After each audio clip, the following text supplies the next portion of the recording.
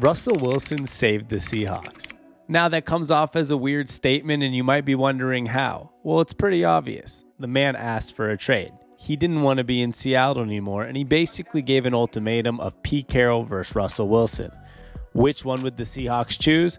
They chose Pete Carroll, and Russell Wilson wanted out, and it was time to trade him to Denver. Now, how did he save the Seahawks? To me, it's pretty simple. When the trade first happened, the Seahawks trading Russell Wilson to the Denver Broncos, I ultimately thought the Seahawks might be screwed. How do you pick a head coach who's 71 years old over a franchise quarterback who's still relatively young? I thought 33, 34 years old was relatively young for a quarterback who's been playing pretty well in his career. But instead of being screwed like I initially thought, it actually helped turn around the Seattle Seahawks season and potentially their future.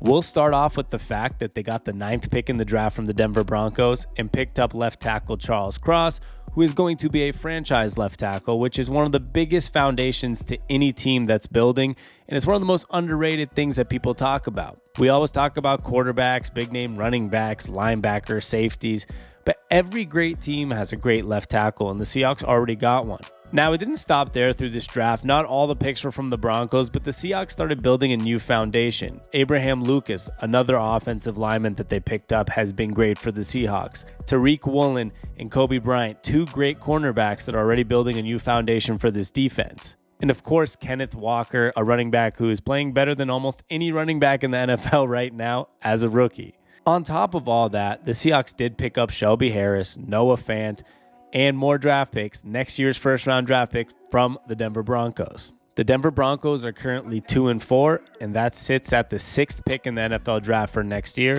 So the more they continue to be bad and the more Russell Wilson continues to be bad, the better that pick's going to be for the Seahawks. So yes, I'm telling Seahawks fans, keep rooting against the Broncos. Whether or not you like Russell Wilson, just keep rooting against them. And of course, the biggest part of it all, Russell Wilson himself has been really bad, and Geno Smith, the Seattle Seahawks quarterback, has been playing like one of the best quarterbacks in the NFL somehow, some way. Who would have thought that at this point, week 8 of the NFL season, as the Seahawks sit in first place of the NFC West as well?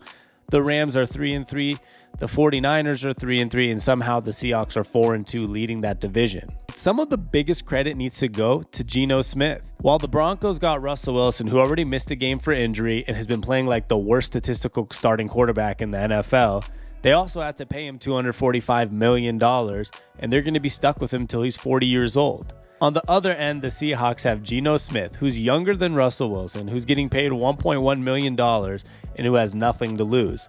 The man has a better completion percentage than Russell Wilson, more yards, more touchdowns, less interceptions, and overall is playing maybe 10, 15 times better than Russell Wilson is at this point. Through the draft, through an improved quarterback, and probably through some luck, Russell Wilson helped save the Seattle Seahawks by wanting out.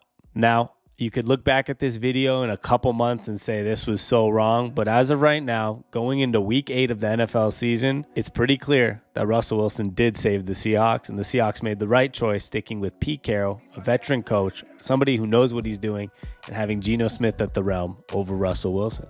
I'm Sammy on Tap, that's S-A-M-I on Tap, and if you like what I do, please follow me on all social media at Sammy on Tap. Like and subscribe to this channel, and make sure you give it a thumbs up and turn on that bell for notifications. I do Seattle sports and I do all other sports as well. So I'm just here to have a good time, and I appreciate you stopping by. Peace.